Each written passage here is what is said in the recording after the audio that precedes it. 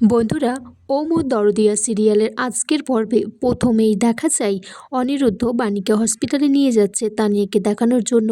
বাণী তখন অনিরুদ্ধকে বলছে, এটা তো আগে আমাকে বলেননি। তখন অনিরুদ্ধ বলছে হঠাৎ করেই যাওয়ার।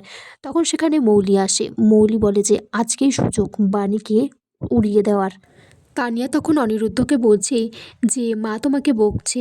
তখন বাণীকে বলছে একদম বকবেন না আমার বাবাকে, আমার বাবা খুব ভালো। তখন অনিরুদ্ধ বলছে না না, তোমার মাকে না জানিয়ে তোমাকে হসপিটালে নিয়ে যাচ্ছি ডাক্তার দেখাতে, তাই একটু বলছে। এদিকে মৌলি বাণীকে বলছে এসেছো দুপায়ে হেঁটে, ফিরবে চারজনের কাঁধে করে।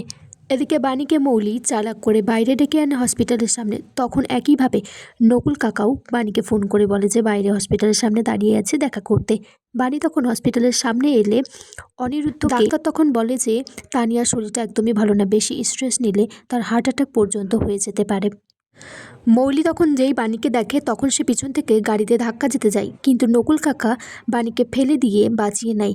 তখন সেই ধাক্কাটা মৌলির গিয়ে কপালে লাগে, রক্ত ঝরে। তখন গাড়ি থেকে নামাতে গিয়ে দেখে নকুল তখন ভাবছে তালির রায়বাড়ির আসল উত্তরাধিকারীকে মারার জন্যই মৌলি এসেছিল গাড়ি নিয়ে। মৌলিকে তারপর হসপিটালে ভর্তি করা হয়। এদিকে বাণীকেও হাতে চোট লেগেছে, তাকে এমার্জেন্সিতে ভর্তি করা হয়।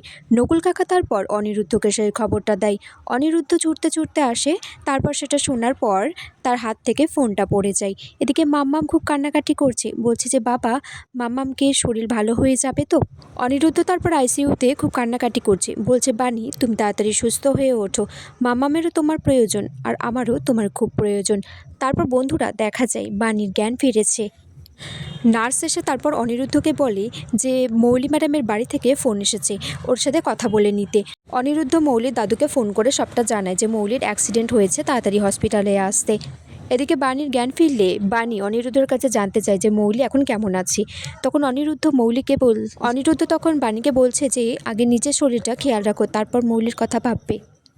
আর এখানেই আজকের পর্ব শেষ হয়ে যায় বন্ধুরা।